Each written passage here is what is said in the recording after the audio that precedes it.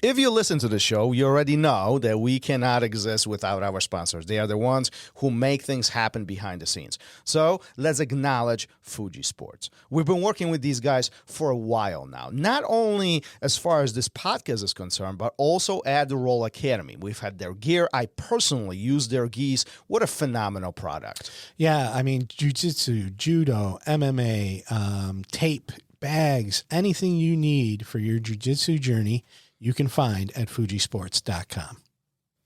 Let's talk RŌL TV. There's so much content on there. It's ridiculous at this point. But I think what is even more intriguing, as time went on during the project, we've been recording most of the events that were taking place here at RŌL Academy. At this point, I mean, we have guys like Chris Howder, Armand Fadi, Rafael Lovato Sr., and Pete the Greek. I mean, there are so many different events that we've kind of recorded it. Don't you think that's amazing? I mean, points of reflection and kind of going back for all the students to see what really happened and refresh their memory. Yeah, I think it's great, you know, being able to go back and look at all these high-level practitioners, Octavio Cudo, like one of the names you didn't mention. And I mean, just these guys that have been doing this for so long come in, teach these amazing seminars and workshops, and it's all recorded and there for you to watch. Yeah, absolutely. So if you want to get additional savings on all this, type in code RŌL Radio at the coupon and get additional 30% off of your membership. Nice. Go to RŌLAcademy.tv. What's up, everyone, and welcome back. If you haven't already, please remember to hit the like, share, subscribe, download, listen, and whatever other button there is, and leave us a review wherever you do listen. That ensures that we can continue bringing you the great guests and amazing content that you have come to expect. Today's guest is trained and coached all over the globe, and today is integrating Jiu-Jitsu into the school system and military in the United Arab Emirates. Rodrigo Onishi joins us to discuss why the implementation of Jiu-Jitsu in schools and the military and Presidential Guard is so important, the real impact Jiu-Jitsu has had on his students, how the people you surround yourself with affect your life, and a ton more. Here's the RŌL Radio with Ryan Gracie Black Belt, Renzo Gracie team member, and a member of the Presidential Guard Dubai, Rodrigo Onishi.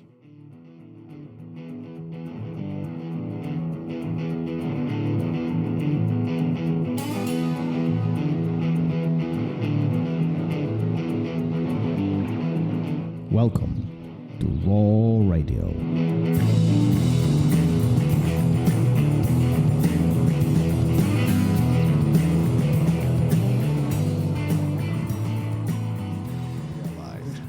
And I'm clapping afterwards. This becomes a new routine for me here. But first, I want to say you look great in your new hoodie. Oh, yeah. My new The Gentle Art. Go to RŌLAcademy.com store and pick up yours today. This is a nice one. I bought it the wrong time of year. This is one of those thin ones. Look great. Yeah, it does. It looks great. But so it'll come in handy in the spring. Right now, it's a little chilly. Anyhow, we have a great guest today on the show. We are reaching out over the pond, all the way to Abu Dhabi. And how are you, Professor? Thank you for being here. Thanks for joining us today. I'm good, guy. Thank you so much. Thank you for the invitation. It's my pleasure to be here and share some histories about Jiu-Jitsu in my life and all over the world. This is so interesting. First of all, thanks for being here because it's like 10 p.m. over there. We are talking about huge time change. And you and I have been trying to figure out the best time to do this when it works on both sides. So I really appreciate you being here. My pleasure. Thank you so much. Thank you for you guys inviting me. And I hope you do a great show for all your audience. Well, so what's interesting is that you are in Abu Dhabi, and Abu Dhabi is known at this point of life or time. It's one of the fastest growing areas in the world, especially when it comes to Jiu-Jitsu. The Jiu-Jitsu is exploding over there. I mean, it's insane. And I've never been there. I have a hope to be there one day and visit you guys. But be my guest. What makes it so successful? Why is it growing so fast? Why there was so much interest around it? Because in UAE, every school, every public school, they have to learn Jiu-Jitsu. This is mandatory for any local people here in UAE. It's mandatory to them to know about Jiu-Jitsu, about self-defense, about being confident, about many more stuff, Like this is why the jiu-jitsu here is improving a lot, a lot, a lot, a lot. Past years, like we have a many black belts nowadays. We have a lot of purple, brown belts, you know, and the kids coming strong. Believe me, they're gonna be like, whoa.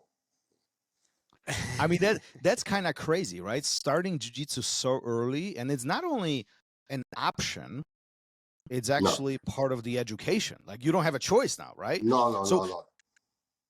what You you don't guys have are a choice. doing over what you guys are doing over there is what Japan was doing with judo way back in the day. Yep, exactly, exactly.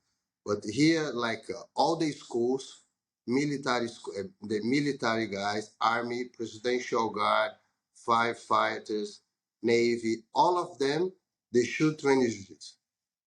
They should reach at least the blue belt, you know, so they're gonna know a little bit about self-defense, about to protect themselves, because this idea about Sheikh Mohammed, you know, Sheikh Mohammed, he have his son, and his son was a little bit, you know, he have not too much focus in the school and the life, and then he started training jiu-jitsu, and then he became another person. So he loved it.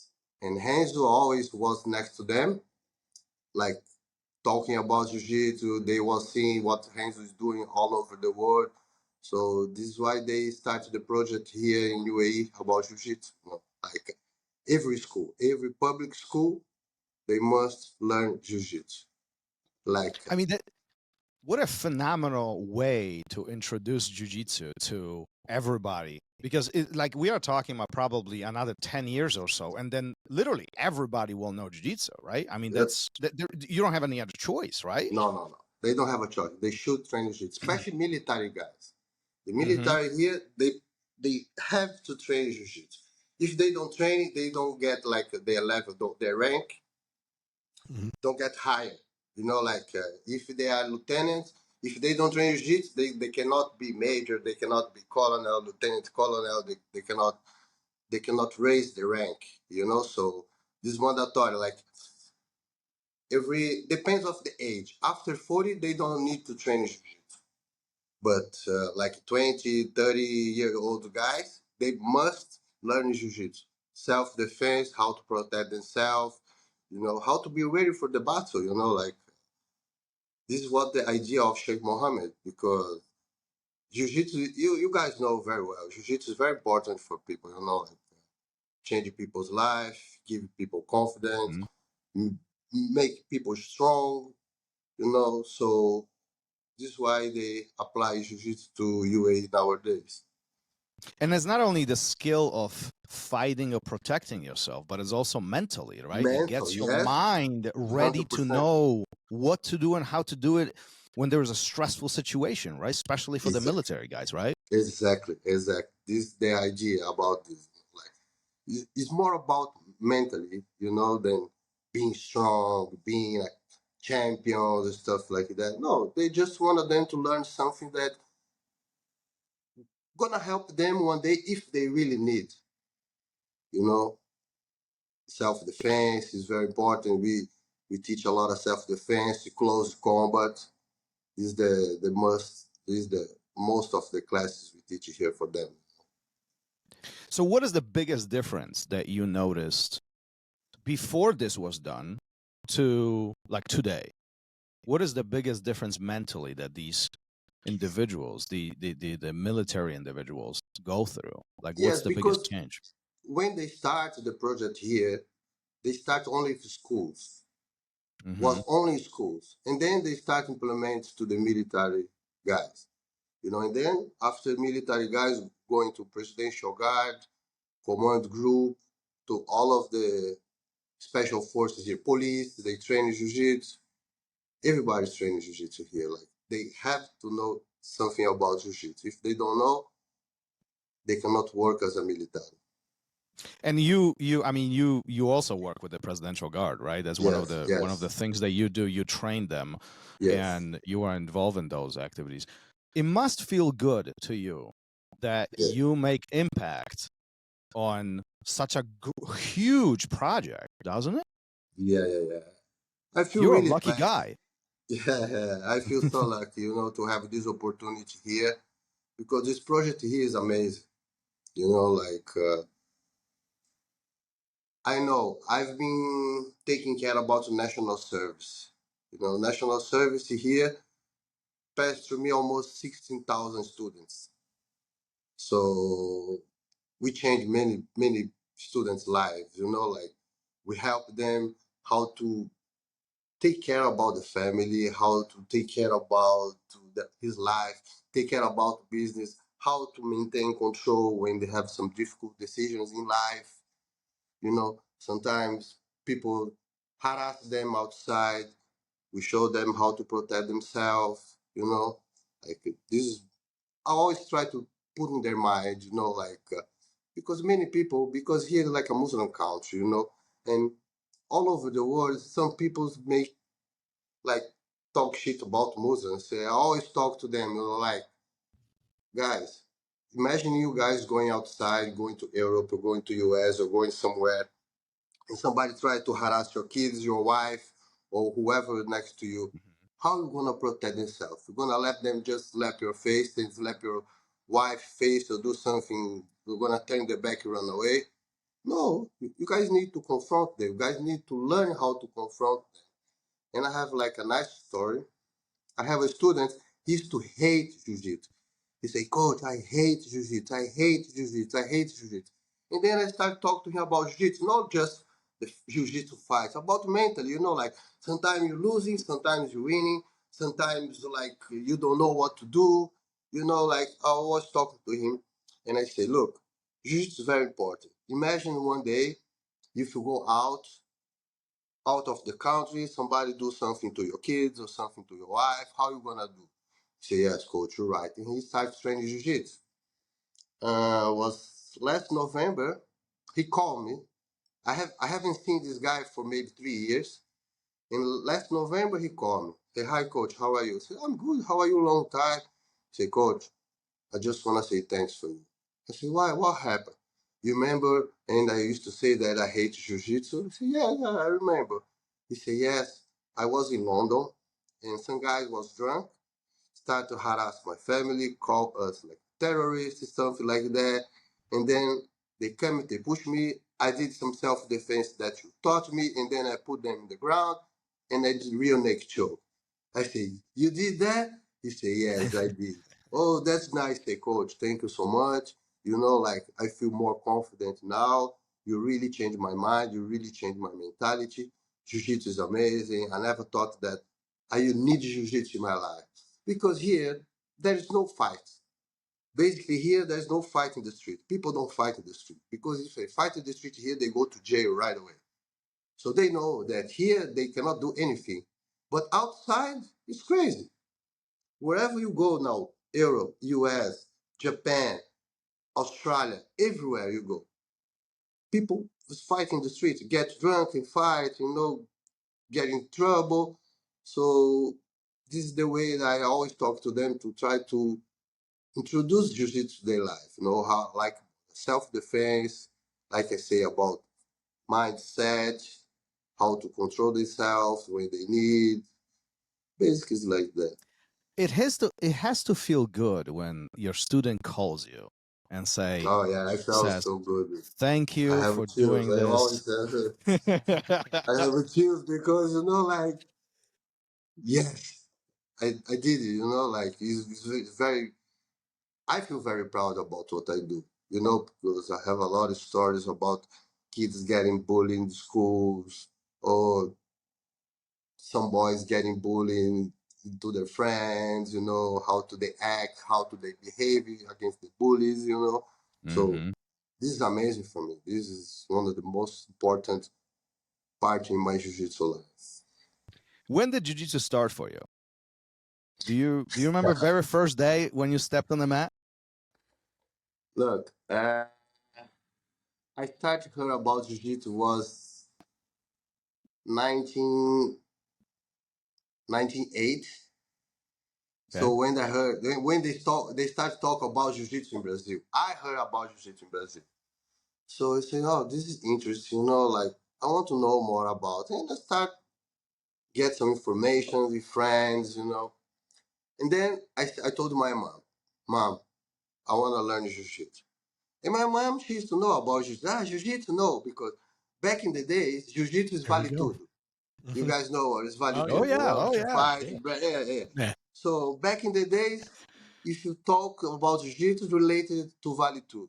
So my mom said, no, you're never going to do that.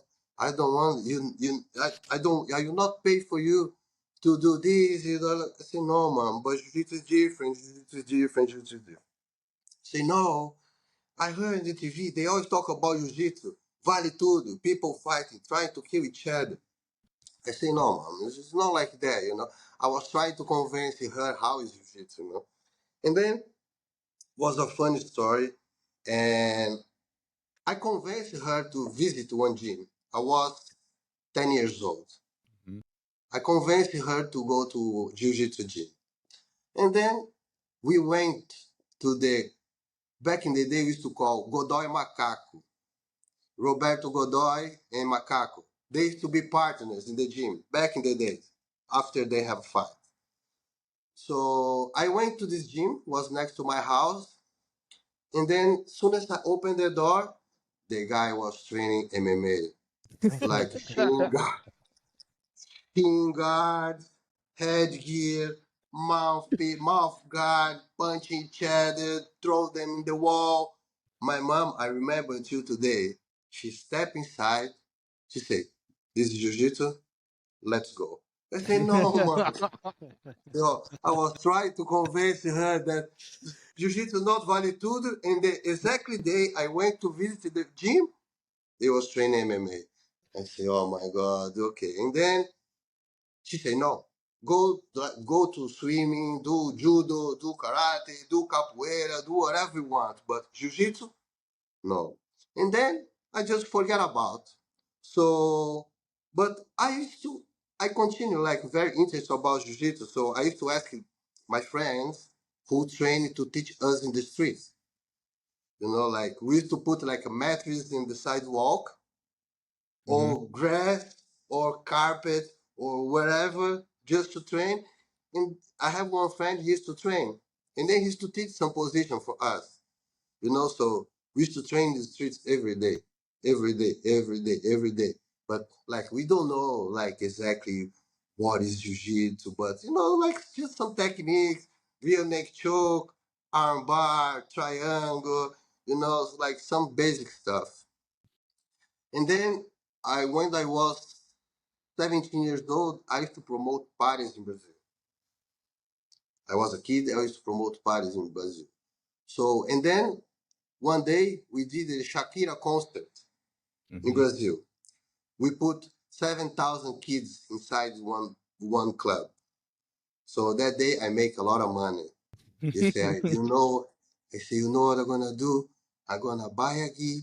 I'm gonna pay one year membership. I'm gonna start training like hiding from my mom. And then I did. I went to this gym, was next to my house, was Master Flavio Bering. Okay. He used to teach there. So I signed up for 1 year and I bought two gis and I started training every day. I fall in love, because when I started training, I was like 50 kgs, very skinny, and I'm tall. I'm 6'1". So 50 kgs, 6'1". Imagine, Yeah. like toothpick. Yeah, toothpick. Anyway, Yeah. yeah, and then I started training jiu-jitsu, and I was choking all the heavy guys. I was choking, passing all the heavy guys. God said, I love jiu-jitsu. I won't stop anymore. And since then, I'm still training jiu-jitsu. After that, Master Flavio Bering, he was invited to teach in another gym very far away from my house. And then I started to join Ryan Gracie Academy. Mm. I'm Ryan Gracie black belt. I got my black belt in 2005. Last time Ryan Gracie went to fight in Pride, he was there, and and I used to live in Japan in 2001, 2000, yeah. I was promoted to brown belt, and then I decided to move to Japan. And then I asked, "Hi, I'm moving to Japan. Can I use your name? Can I open gym there?" I said, "Yeah, of course." And then I have a very important fight against Shinya Aoki, the Japanese guy. Yeah. And I fought against Shinya and I won. And I told Heinz, I told Heinz, hi, I have a very tough fight against Shinya Aoki. Say, yeah, he's tough Japanese guy. I say, yeah, if you won, I'm gonna give you a black belt. I said, okay. And then I went to this fight and thank God I won. And then he promoted me to a black belt. And since then, that's a great story from the very beginning to the very end. So what was bigger? What was bigger for you, winning the fight or getting the black belt? Getting the black belt, because I used to train a lot. I used to train 6-7 hours per day. Wow. Like crazy. Like crazy. Like I used to wake up. Walk me through the day. Walk me through the day. You wake up in the morning and then what happens? I used to wake up. The first class used to be 6 a.m. in the morning. 6 a.m. I used to wake up 4:30 every day. 5 to 6, I used to run behind around the blocks in my house, like just running. So I used to reach the gym 6 a.m. like warm already, And I was training from 6 to 8, and then I used to go home, have a breakfast, rest a little bit, and then I used to go to midday training. Midday until 2 p.m. I used to train for more 2 hours, and then I used to come back home, and then 5 to 8 every day. 5 to 8 every day, 5 to 8 p.m. every day. This was my schedule. So after 8 p.m., I used to go to university. Then after that, I quit university and just leave for Jiu-Jitsu. This was my day. Jiu-Jitsu, but I used to do like lifting weights, yoga, swimming. I was vegetarian for a few months, like I started to change my mentality, because I want to be good. So this was my decision. So at that time, are you thinking that jiu-jitsu is going to be what you do for living? Like, do you imagine for this to be like you're going to make your money this way? You're going to live this way? No, I never thought about that. Why are you training so much? Why are you, what's driving you to be wanting to be good? The feeling, Jiu-Jitsu is very interesting, like sometimes he puts you in some situations that you never know how you're gonna get rid of it, like sometimes you win, like I said, sometimes you win, sometimes you lose. This is the feeling that makes me feel like feel good. And also I was beating up like heavy guys, so I'm the skinny guy beating up, so I'm the big boy, so the feeling of training against heavy guys and doing good in the training was pretty good for me. So this is why I was training a lot. Also, I won a lot of competitions in Brazil. Pan Americans, I went to Pan Americans, I went to the Worlds, I went to the States tournaments in Brazil, because in Brazil we have a tournament every 2 weeks, we have a tournament somewhere. Yeah. Brazil is crazy, like South Brazil or North or Central Brazil, wherever. Like Rio, São Paulo. I used to go to Rio every 2 weeks, driving alone, like 6 hours driving. I used to go alone. I used to leave São Paulo like midnight on Friday, reach Rio like 5 a.m. in the morning on Saturday, compete all day, and go back to São Paulo. Like, this was my life. I used to do that with a lot of pleasure. The adrenaline about competition was really good. So it seems like, as I'm listening to you, it feels like you love the challenge. I love the challenge. You love training with bigger guys. You love choking them. You love taking the back. You love going to competition just to go for a competition. What is so attractive about the challenge? Why do you like to be challenged? Because I have a Japanese blood. My father was Japanese. We have a samurai blood, brother. You know, Is that what it I don't is? know. Yeah, my father was Japanese. My mom she's Italian.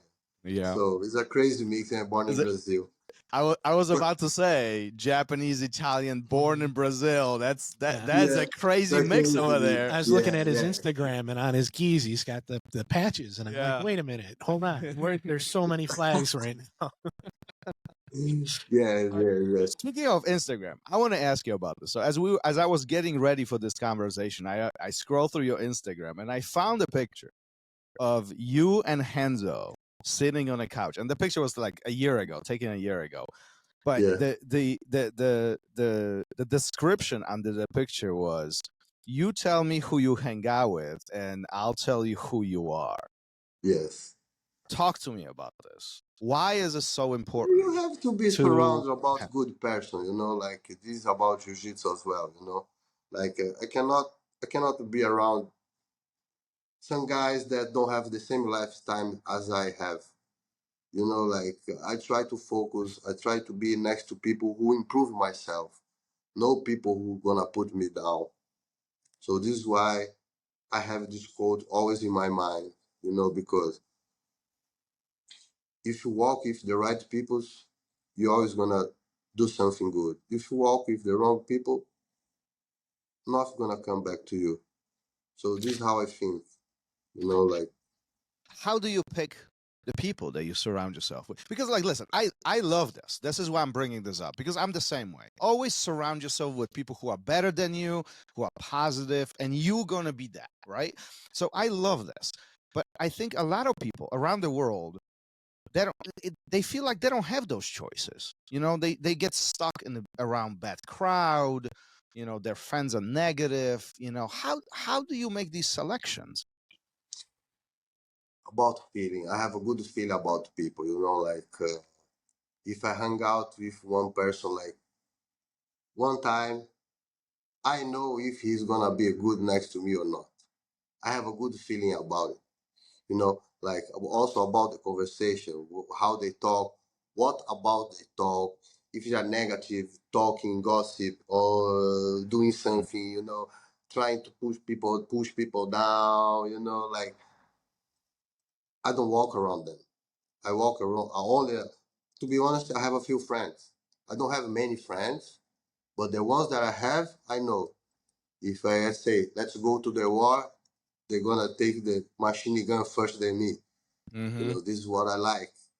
Like I don't like. I'm a close person. I don't like to get involved with too many people in the crowd, like a lot of parties, stuff like that. Like it's not for me. So this is why I pick the good friends. There is this saying, there's this phrase, is not how many friends you have, but how good your friends How are. good? Exactly. I love that. I love that. Like this is very nice. So your life right now is pretty good. You do jiu-jitsu for a living. You teach others. You're making impact on hundreds, thousands of people all around. At which point in your life you are thinking, jiu-jitsu is going to be my life. Jiu-jitsu is what I'm going to do. When I quit university, I was studying to be a lawyer, and then because my family they have three sisters. Two of them is lawyer, and one is a dentist. So my dad used to dream about to make like office, advocacy office, like a lawyer's office, law office to the family. And then I start to do jiu-jitsu, and I start get sponsored to university, supplements. They used to pay me for trip, like the tournaments I used to go to Rio every weekend. They used to pay for me to go. I used to have a lot of sponsors. So like a university, and then I started to do university. And when I was doing the university, I was doing university for free. And then my daddy used to say, okay, he's he know what he's doing. And then I say, imagine I'm in the office all day, t-shirt, tie, every day, like locked in front of computer and reading books, stuff like that. I say, no way. And then I pursued about living about jiu-jitsu, you know. So this is why I choose to go to Japan. I was teaching Japan. Also, I have some free time. I used to do some side jobs to make some extra money. So my schedule, I used to teach every day. So this is why I decided to go to Japan and live in my own, you know, like not asking money from my daddy or for family or whatever. I opened the first Ryan Gracie gym in Japan. It was me. And then I started living for Jiu-Jitsu, you know, like I used to make money for Jiu-Jitsu. So since then, I'm still here until today. Well, I want to talk to you about Jiu-Jitsu Brazil and Abu Dhabi, but before we get there, that one time when you paid full membership for the academy, and your mom doesn't know about this. No, Okay. doesn't know at all. I want to know what happened when she found out.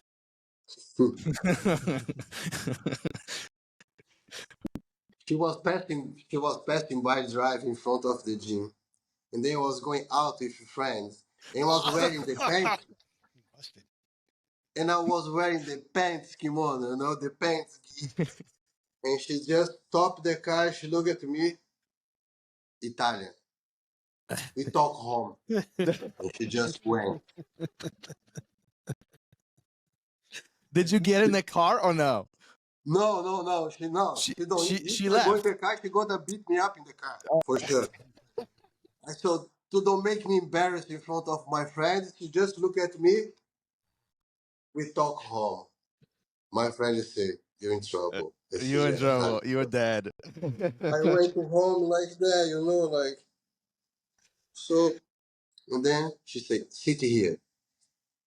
And I say, "I know you're doing jiu-jitsu because I used to hide my gears in my friend's house. So I have no gi at home." She said, "I know you're doing jiu-jitsu because sometimes you come here like some scratch in the face, and I'm like bruising in your neck. Your girlfriend, she doesn't do that. I know." And I say, "Yes." She said, "I've been doing jiu-jitsu." She said, "How long you doing jiu-jitsu?" Have been doing jiu-jitsu for like a couple months. She said, "One day, if you get hurt, I'm gonna beat you up." I say, "Okay." And she said, "You wanna train jiu-jitsu? You're gonna train jiu-jitsu. But one day, if you break something in your body, or if you come here like bruised eyes or something broke, I gonna beat you up more." And I say, "Okay." And they all train, you know, and I have good training partners, you know, like nobody used to get hurt, you know, like just real training jiu-jitsu. So and then she started accept, you know, and then I told my mom, I have a tournament. I'm going to the tournament, states tournament. She said, "Okay, go." And then I came back with medal, you know. Say, "I was a champion, mom. I win." She, "Really? Oh, congratulations." And then she started motivating me, you know, like since then, my mom, she's my best supporter in jiu-jitsu. She used to stitch the patches to the sponsor in my gears, you know, she used to take care about wash, folding, ironing. She used to do everything like to make, no, you need to look good in the gym. I say, "Mom, everybody's thinking, have a, like all the gears like ripped off, like say, no. You need to look good in the gym. Doesn't matter where you go, you need to look good in the gym." And then she start take care about me, about jiu-jitsu. She started motivating me. My mom, she's amazing. Until today, she always say that she's really proud about what I'm doing because she knows the responsibility I have here. You know, like I'm not normal coach. I'm team leader here. I manage like almost 80 coaches. So we have to make schedule for them, how to tell them which class they're gonna have to teach, follow the program, stuff like that. So she knows that I have a bigger responsibility in my back. And she's in Brazil or she's with you? She's in Brazil. Yeah, she's in Brazil. She's in Brazil. She has to be proud of you. Yeah, she is. She always talk about it. You know, like, "I'm very proud. I like what you do. You make money. Like more than 20 years, you don't ask your family for money. You don't ask anything. You live in your own. You know, like this." Do you ever remind her of that day when she caught you outside with? We always talk about that. We always talk. She said, "I remember. I went there in front of your friends and slapped you in the face because I told I don't want you to train in jiu-jitsu. I said, no, mom, like we always talk, you always laugh now, like Moms now are it's funny. moms. Moms are Mom's moms. mom, Yeah, yeah. yeah, yeah, And my yeah. mom, she was very tough. Italian mom, like talk like that. Oh my God. Imagine. Was not easy. Was not I can easy. I can only imagine like the family dinners at your house. Your dad is Oh my. Japanese, your mom is Italian, and it's Always just pizza and sushi. Always pizza and pizza sushi on and the sushi. table. I would love to hang out with you. Pizza and sushi. That's every day for me. Oh, I love it. Pizza and sushi always pizza and sushi on the table. I love it. I love it. But part of this international exposure, it goes beyond your family because you have traveled quite a bit around the world. Yeah, You yeah. you not only traveled, but you actually lived in a lot of Live. areas. And Yes, you yes. you had opportunity to teach jiu-jitsu. And that's one of the things that I really want to talk to you about. And I really want to dig deeper in. Back in the day, jiu-jitsu was in Brazil. Then it Yes, kind of reached over to United States.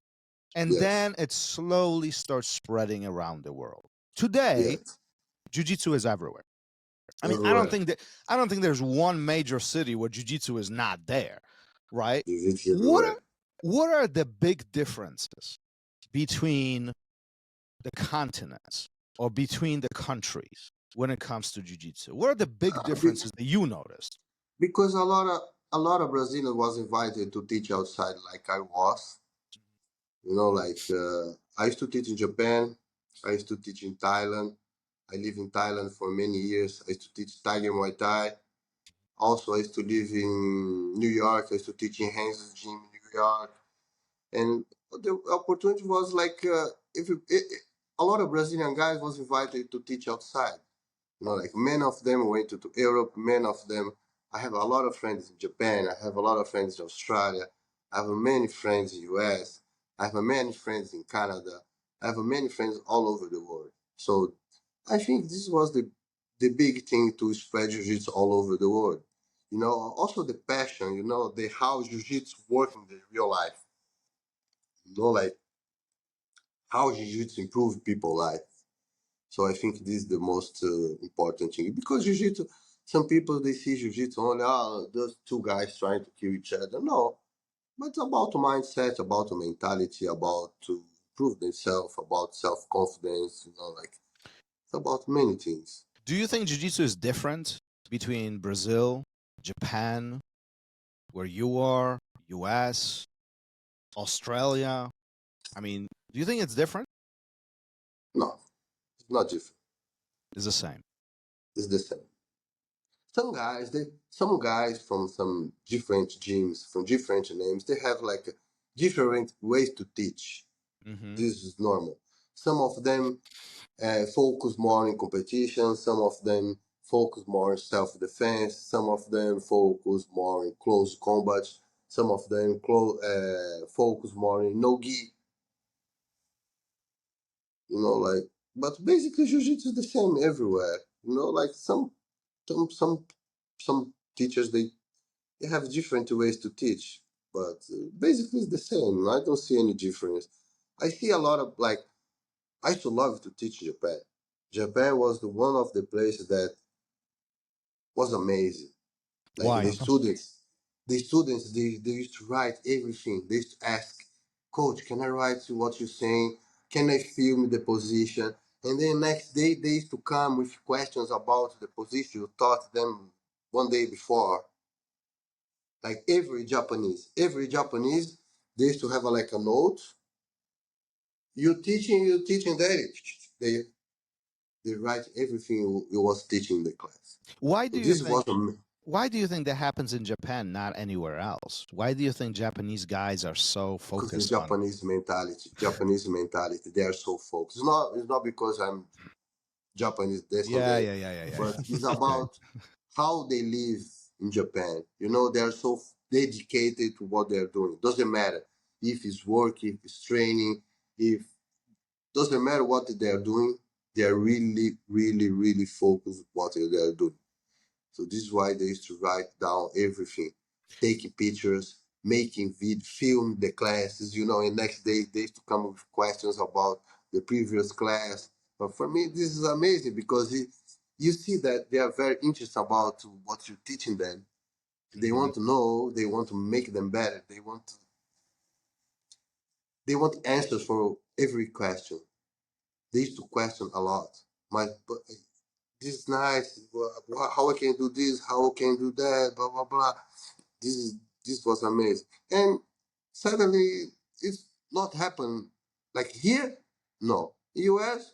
Few guys used to ask me about, oh coach, yesterday you taught me this position. What can I do if something happened like that? Blah blah blah. But Japan, every day, like I used to come like half an hour before the class, just answer questions. I don't know because they are so dedicated. I don't know. Do you think questions are good in Jiu-Jitsu? Do you enjoy when students are asking questions? It's better for me to answer questions than see them watching YouTube. Oh, okay. Okay. Why do you say that? Because there's a lot of crap things in YouTube about Jiu-Jitsu nowadays. People, no, there are some good. Mm-hmm. Of course, there are some good channels.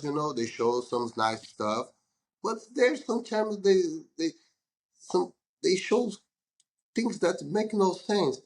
And I see a lot of people get hurt because they saw something on YouTube. So, coach, I saw this on YouTube. Let me see. Let me try to do. I said, my friend, don't do that. You're gonna hurt yourself. It's not because you watch YouTube. I like YouTube is a great platform. I know you can learn a lot from YouTube, but if you don't know where to go in YouTube, it's not nice. I agree.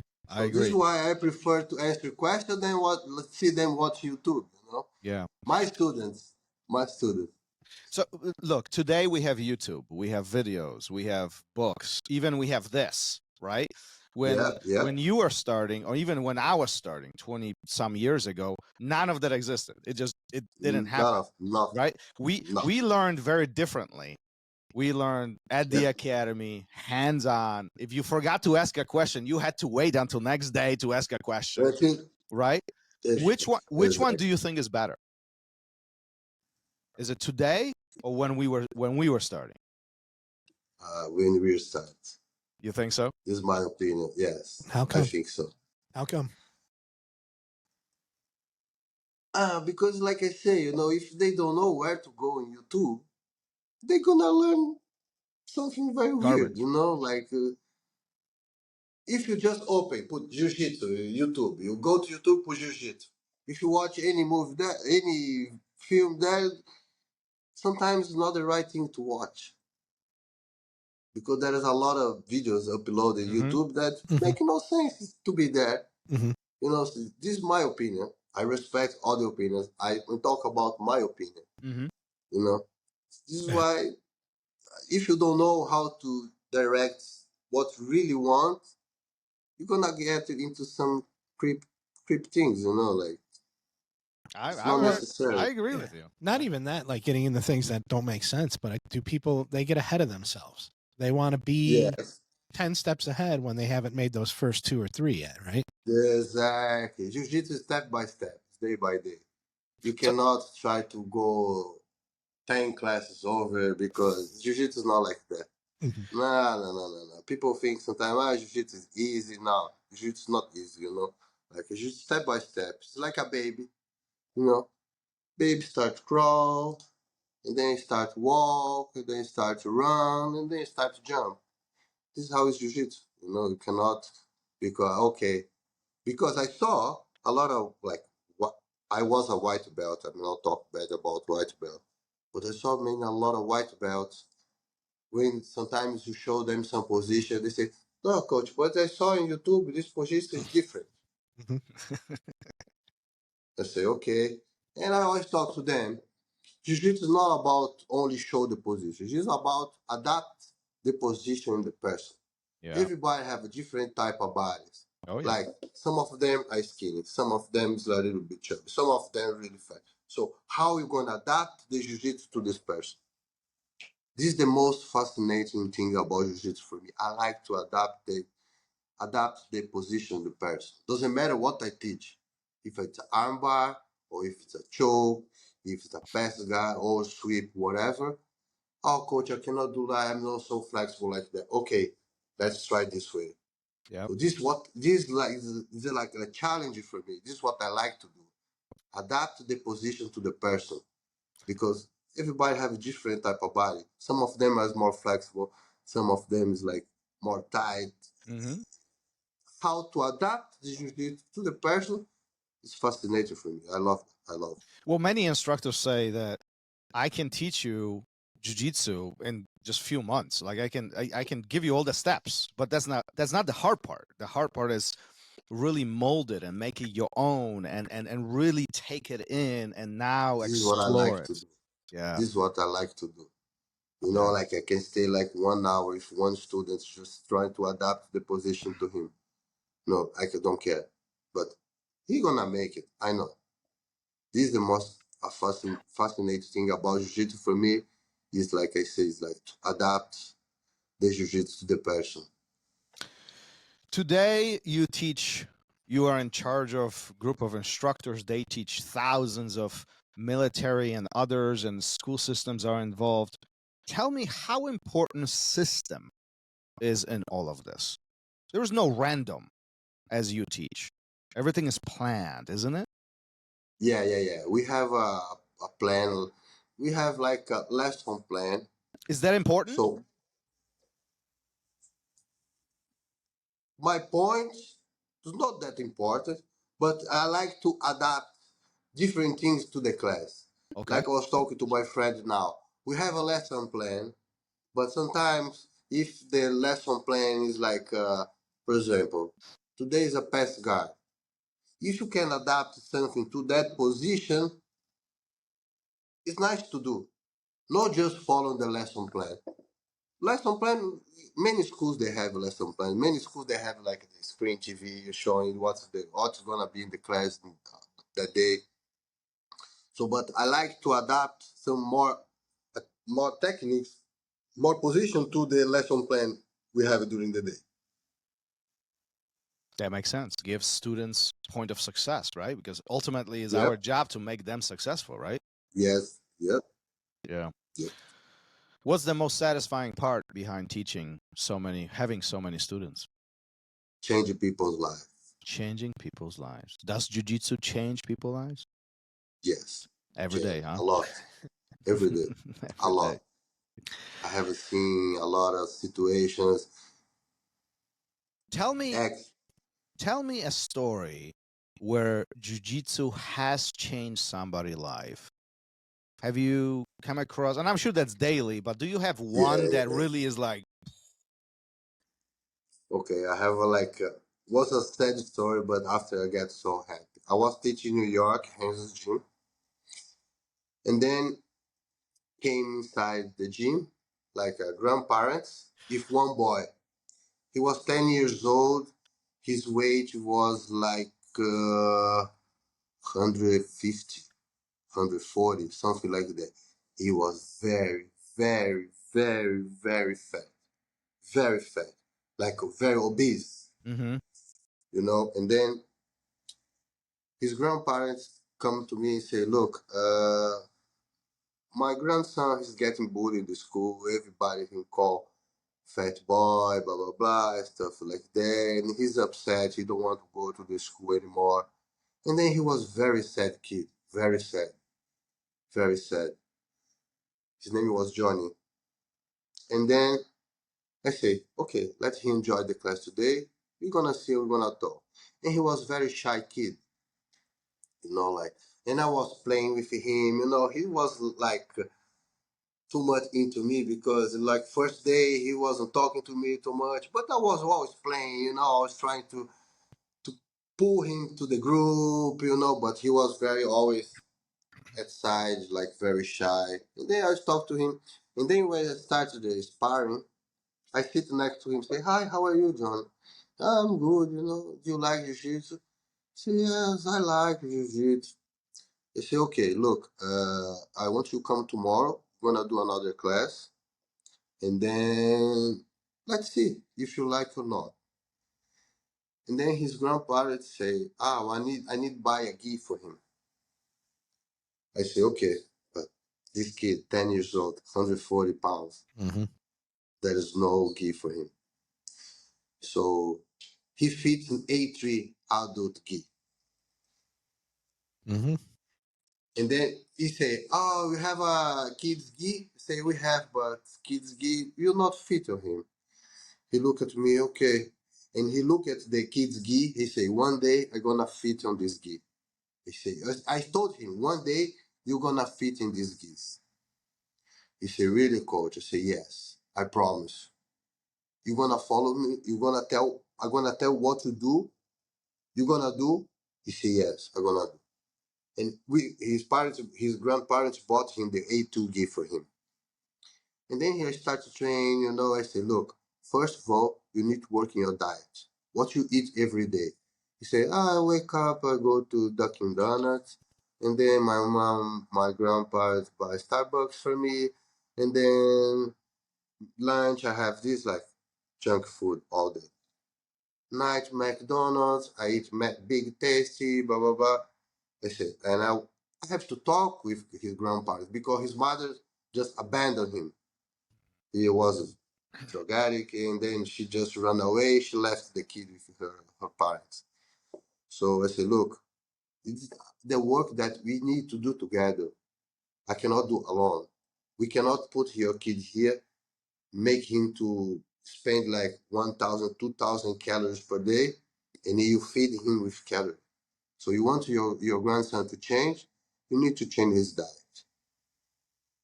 They say, "Okay, what I do?" So tell him to eat more salad, vegetables, a lot of bit carbohydrates, but try to cut junky food.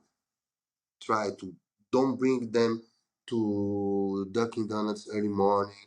Don't go to McDonald's every night.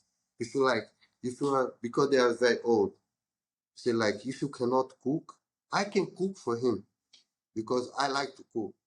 I can cook for him. I can make food for him every day. You just drop the groceries to me. I can cook for him. Just say, "No, I'm gonna pay somebody to do that." I say, "Okay."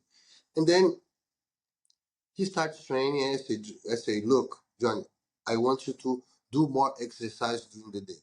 Play basketball, play football, play baseball, play whatever you want, but I don't want you to sit in front of the TV playing video games every day." He say, "I like video games." I say, "I know. So from now on, try to avoid video games a little bit. Okay, you have like 1 hour per day. Put in your mind, you have 1 hour per day to play video game. Then you have 1 hour to train jiu-jitsu. You have 1 hour to do whatever activity you want to do.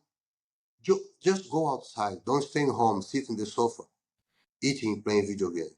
He say, "Okay." And he starts, like before the class, he used to run around the house like for almost 1 hour, and he used Wow. to, after he run, he used to come to jiu-jitsu training. He used to train sweat a lot. I used to push him a lot. I used to ask him, "You're my training partner. Whatever I want to do, I want to show." I used to bring him to me, like, "Come here, let's do this. Guys, you guys now have to do this position, or this warm up, something like that." And I used to pull him to us, like he started to love jiu-jitsu. And then he started to lose weight, lose weight, lose weight, lose weight. And then also his grandparents, they changed his diet. So they are feeding him like a good food, health food, like more vegetable salad, like good good fats, not just like any shit fat. So because this is very important. Like some make good breakfast, some omelette, some eggs, some whatever. And they start to change his diet. Then he start to lose weight, lose weight, lose weight, lose weight. And one day he feeds on the kids gi. What a He great was story. hugging me. One day he came to me. I feel so sad because he came to me and he sat next to me. He said, Coach, can I ask you something? I said, tell me. Please, don't go to Brazil anymore. You're my best friend, brother. Yeah. Okay, you know. Yep. Wow. You know, like I told him to look. Does he still train? My daddy say one day to me, only promise to somebody what you can do. Never promise what you cannot do. And then I told him about this. I said, look, I cannot promise to you that I'm gonna live here forever, but I'm gonna stay here for a while. So I want you to understand that I have a family in Brazil. I have my daughter in Brazil. So I need to take care of her and take care of my family. And that's it. He said, but please stay here as long as you can. And he's still training. He's still training in one gym there in New York. He's still training now. He's blue belt. This was like 7 years ago. He was training, come back, but he changed his life. He changed his diet. He hates donuts now. He hates McDonald's. He hates all.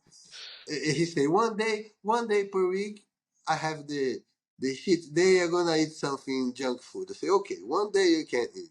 No, I like pizza. It's okay. Eat pizza as much as you want this day. Pizza and Then sushi. Yep. Pizza and sushi, yeah. And then until today, he's following his diet. He's training. He's strong now.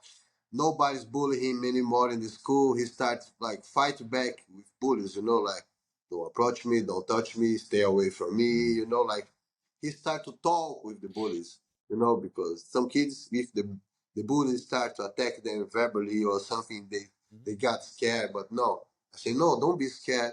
Talk back, like stay away from me, don't touch me, like try. He's doing really great. He did really great, and I'm very happy. This is one of the stories that make me really, really, really happy. Really happy. That's a great story. I mean, his grandparents, they love me. They love me. They used to send gifts. They used to send gifts wherever I go. If I was in Japan, they used to send gifts to me. Thailand, they send the gifts to me. To UAE, they send gifts to me until today. Always have Thanksgiving. They send the gifts to me last week. Always Thanksgiving, they send me some gifts for me. That's beautiful. That's the best part of the job, right? Oh, this is the best. This is the best. We change people's lives, literally. Yes. Literally. I love it. I love it. Good for you. Girls I mean, who got raped. Girls who got raped in New York when they used to teach in New York. I have like some sad stories. One girl, she got raped 2 times, and then she started training jiu-jitsu to try to protect herself. And then one guy tried to do something to her. She protected her. She ran away. She said, I couldn't that this before, like you teach me how to block, how to keep distance and stuff like that. First, the first moment I have, I just run away and I save myself. She's very, very happy to me. She always talks to me. She's my friend until today. Actually, she's on my Instagram. She always follow me. Whatever I do, whatever I post, she always talking something nice to me. Well, this is why I'm so fascinated with what you do over there right now, is the fact that every child is learning jiu-jitsu. It's embedded in military and all services. I mean, the jiu-jitsu is just being spread everywhere. And, you're a big contributor of that. So for that, I do want to say thank you, because I think more people need jiu-jitsu. More people need jiu-jitsu. I know. Whatever I do is from my heart. Whatever I do about jiu-jitsu is really from my heart. I don't expect any return. Just to know that I'm changing people's life, for me, it's a pleasure for me. Like it's from my heart. I don't do anything expecting something in return. Listen, we almost an hour of this conversation. Oh my God! But before we finish this, I know it's late over there. Before we finish, what we do every episode is we have a question from our previous guest, a person who was on the show before you. Asked a question, but they didn't know that you going to answer that. So it was kind of question and blind, if you think, okay? Gary is going to ask that question, and this person is very popular. You may have heard of Leo Vieira. You may have. Yeah. And he wants to know. I saw the Instagram. Yeah. Okay. But I don't know the question. No, you don't know the question. You touched on it a little bit, so I want to know if you would have followed through on it.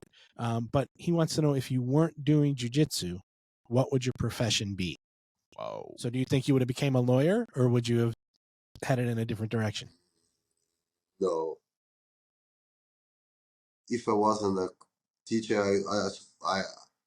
I must be in the military, because I love the military jobs. I really love it. If I wasn't jiu-jitsu instructor, for sure I go to law enforcement, or police, or federal police, or civil police, whatever. But for sure, for law enforcement to work. Well, don't do that. Keep training. Keep teaching jiu-jitsu, because you're doing great stuff. So it's better. I think it's better. All right, Professor Rodrigo. Thank you for being here. That's one. Thank you for doing for what you do, because I think truly we all impact people around us, but you impact a large group, and that is really what matters. And I do believe what you guys do over there is you're changing the world, you're changing the way how jiu-jitsu is presented, and it's only better for all of us. So for that, I do appreciate it. Gary? Yeah. Same. I got to say all the same. And we have to have you back for a part 2, because we didn't really get into what you are doing specifically. Yeah. This project, what they're doing over there is immense. We've talked to a lot of people about, how could we do something like this in the United States, and they never have an answer. So we got to pick your brain more. So please come back if you can. Okay. All right. Are we all done? Okay. Thank you, guys. Thank you so much. It was my pleasure to answer you guys' questions, talk a little bit about jiu-jitsu in my life. So I really love this podcast. So whenever you guys want, just let me know. It's going to be my pleasure to talk to you guys again. Beautiful. I really appreciate you guys. Keep your work, keep your help people, keep you spread the beautiful jiu-jitsu all over the world. The work that you guys have been doing. I'm really, really proud of you guys. Thank you for you guys as well. We appreciate that. Thank you. Let's wrap it up for today, guys. Have a great one, and we'll see you soon. All right. Peace. Thank you so much, guys. Thank you. Thank you for listening to RŌL Radio. If you enjoyed the show, don't forget to leave us a review and help us make the show even more amazing. For future episodes, check out our website and follow us on all major podcast platforms. Take care.